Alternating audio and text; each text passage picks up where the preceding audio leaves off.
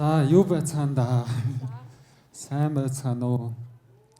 За яг ингээд би сая Нансаа Бата хоёрыг хүлээгээд энэ тайсны ард 5 минут бүр амьдралынхаа хамгийн хэцүү үеийг өнгөрөөлөө.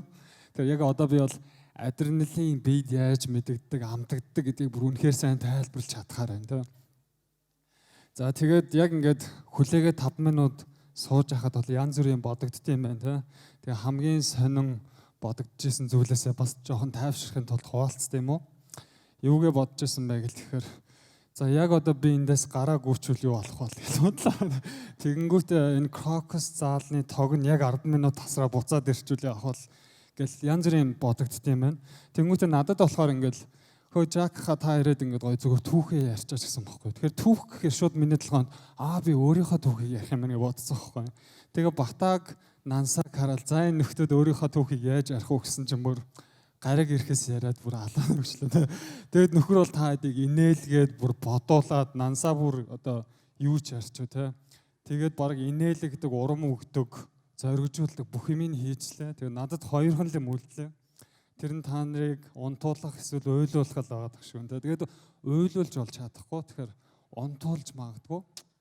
За тэгээд би нэг юм яг энэ 20 секундэд нэг өөрийнхөө түүхийг 26-аар илэрхийлдэг гэдэг ийм ойлголттой ирсэн боловч уул нь айгүй олон гой зүйл хийж болох байж та. Гэхдээ миний энэ өгүүлэх түүх бол яг нэг ийм нийгмийн цөөнх болсон над шиг нөхдүүдийн түүх байгаа нэ. Та хэдэд магадгүй яг өнөөдрийн ивентэд бас сонсоход сонирхолтой байж магадгүй. Тэгээд түүхээ эхлэе. Тэгээд яг уу би нөгөө нэг та харж байгаа бол ийм public speaking хүн бол ерөөсөө биш.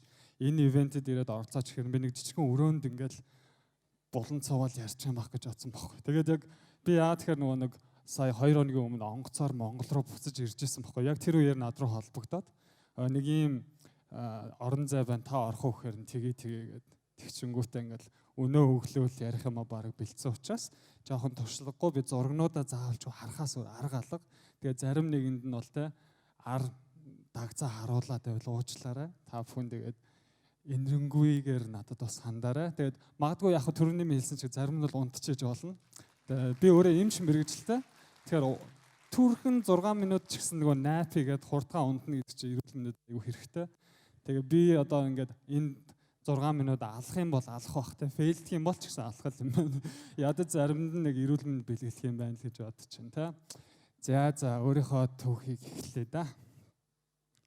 За энэ бол миний гэрэл зургийн хальсанд үлдсэн амьдралын маань хамгийн анхны мөчүүдийн нэг. За би Завхан аймгийн Яруу суманд ээж авийнхаа анхны хүүхэд болж мэндэлсэн байна. Тэгээд тухайн үед гэрэл зураг аягүй цөөхөн байдаг болохоор яг бага насаа дурсгаар яг энэ орон зай буюу манай эмээгийн гэр энэ дэрнүүд орны хөшгөл санаанд ордیں۔ За багасаа яг малын бэлчээртэй ойрхон өссөн болохоор амьтан нэлээд хайртай. Тэгээ амьтантай хүнлэг бус зүй бус зэрлэгээр харьцдаг хүмүүсийг бүр үнэхээр чигшдэг. Хамгийн сүүлдийн цагаан савштай хар гүлгийг орцныхоо өмнөөс аваад Фүфи гэж нэрлсэн. Тэгээ одоо офис дээрээ манай ажлынхан бүгдөө надтай цуг өсгдөг байгаа. За тэгээд яг бусдад адил хөгжим дуртай. Тэгээ ялангуяа сүүлийн үед pop хөгжим бүр ногсгоо дуртай. Гэхдээ pop гэхээр Beyoncé бол биш. Beyoncé-гийн Due, Solange гэдэг уран бүтээлчд аягүй дуртай. Энэ хүн өөрийнхөө уран бүтээлээр өнгөт арьс хүмүүсийн тэмцэл, хайр дурлал, соёлыг харуулж чаддаг надад маш их таалагддаг. За тэгээд би бол яг энд байгаа игнүүлсэн номноос ганцхныг уншсан. Тэгээд яг нөгөө ном уншихын чухал сайхныг мэддэг боловч би өөрөө тийм тууштай сайн уншигч биш байхгүй юу. Тэгээд өөрийнхөө найзын игнүүлсэн ном дээр зураг авахуулаад ном уншихын чухлыг өөртөө байнга сануулах гэж энэ зургийг бол хадгалтай. За ямар ч гэсэн би бол секундтай амжихал юм шиг байна. За энэ бол 6 настай Жак, айгүй эмэгтэйлэг, ичимхий, тунамуутай. Тэгээ энэ үеэс хүмүүс намайг хэрхэн доогдох болгож байгааг аюу хүчтэй мэдэрч эхэлсэн байхгүй юу. Толгоонд би яагаад эмэгтэй хөлт болоод төрчөөгүй юм болоо. Тэгсэн бол амьдрал хамаагүй амархан байх гэсэн гэж байнга боддог байсан. За тэгээд жинхэнэ Монгол ирэх хүн гэж байгаа.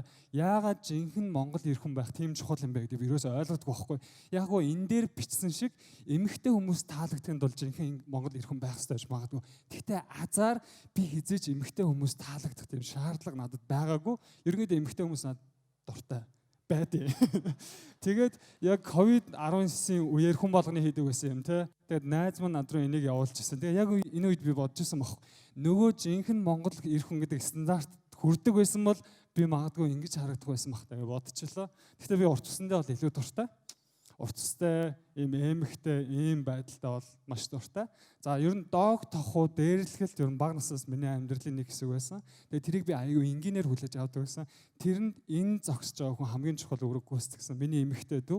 За би эмхтэй дүү үсээ 4 насны зөрүүтэй ч гэсэн багада зодтолдохдоо ер нь эмхтэй дүү хязгаарч дийлж аваагүй ч юм уу те. Тэгээд намайг байгаар минь хайрж бархаж чаддаг энэ амьдрал дээр цор ганц хүн. Тэгээд 10 жилээ төгссөнөөс хойш би Монголын LGBT хөдөлгөөн гэдэг зөвлөлтөд холбогдсон. Тэгээ LGBT хөдөлгөөнд би бүх залуунаасаа одоогийн байдлаар 10 жилээ зарцуулж байна. Өөртөө адилхан Жак гэдэг хүүхдүүдийн сэтгэл зүрхэнд оч бадруулахын төлөө одоо бол ажиллаж байна.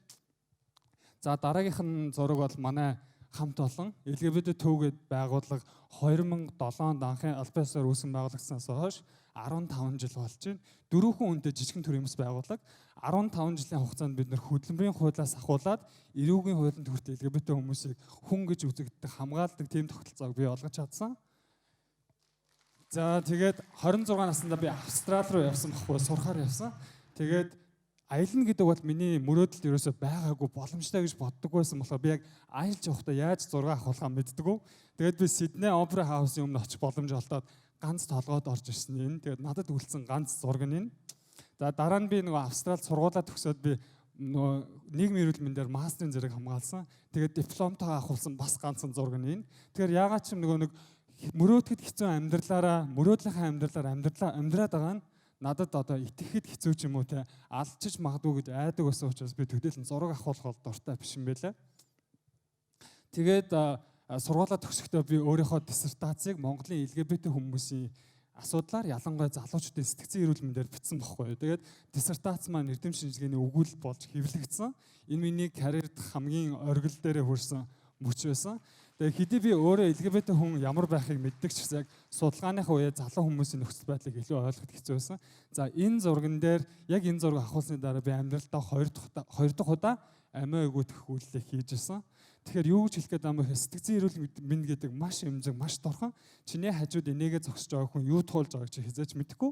Тийм учраас чи зүгээр үү гэдэг асуултыг байнга асууж байгаарай гэж хэлмээр байна. Тэгээ пандемикийн үеэр би дүүм нь миний хажууд байгаагүй Австралид сурж байхдаа энэ хоёр гайхалтай эмэгтэйтэй хамт амьдрах боломжтой байсан.